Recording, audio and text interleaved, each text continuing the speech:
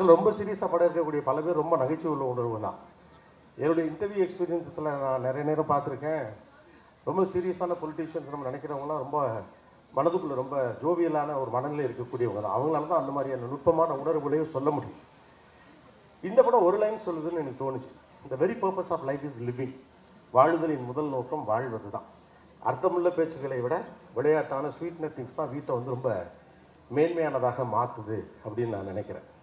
ரொம்ப நுட்பமாக எப்போ பார்த்தாலும் அந்த விஷயம் அந்த வீடுகளுக்கு ரொம்ப ப்ரொடக்டிவாக பேசணுங்கிற ஒரு காலத்தை நோக்கி போகிறப்ப இந்த மாதிரியான படங்கள் ரொம்ப அவசியமானது அப்படின்னு தோணுது.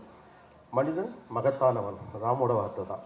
மகத்தானவர்கள் சிம்பிளானவங்களும் இருக்கலாம், சாதாரண குறைகளோடு எளிமையான சிக்கல்களோடு அது ஜெயிக்க முடியாத நபர்களாகவும் கடந்து போகலாம்.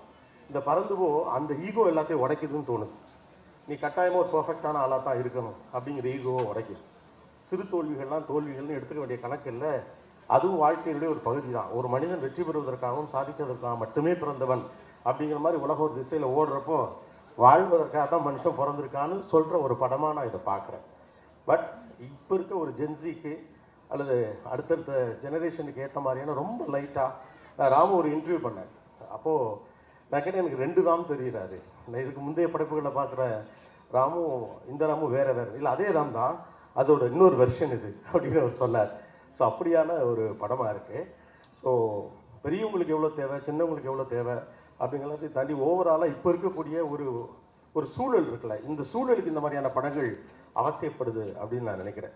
இளம் இயக்குநர்கள்லாம் அதுதான் தொடர்ச்சியாக பகிர்ந்தாங்க. தே காட் எக்ஸைட்டட் பிகாஸ் ஒரு காலத்தினுடைய சூழலை ஒரு படைப்பு அதை வந்து அந்த அந்த கோணத்தில் நமக்கு அதை சொல்லணும். சில நேரங்களில் வந்து மிக முக்கியமானது எதுனா, ஒரு பாப்புலிஸ்ட் ஐடியாவுக்கு எதிராக ஒரு உண்மையாக இருந்தால் அதை பேசணுங்கிற துணிச்சல் தான். ஸோ எல்லாரும் வெற்றியை நோக்கி ஓடு அல்லது ஜெயிச்சுக்கிட்டே இரு அல்லது நீ இப்படி தான் இருக்கணும் இப்படி தான் இருக்கணும்னு ரொம்ப பெர்ஃபெக்ஷனிஸ்டாக நம்மளை மாற்றிட்டு இருக்கிறப்ப சிறு பிழைகளோடு ஒரு சாதாரண மனிதனாக வாழுவதில் இருக்கக்கூடிய அழகு இருக்குல்ல, அது இந்த படத்தில் மேம்பட்டு தெரிகிறது. பிளே ஸ்டோர் மற்றும் ஆப் ஸ்டோரில் இருந்து பாலிமர் செயலியை QR கோடு மூலம் பதிவிறக்கம் செய்யுங்கள். செய்திகளை உடனுக்குடன் பெறுங்கள்.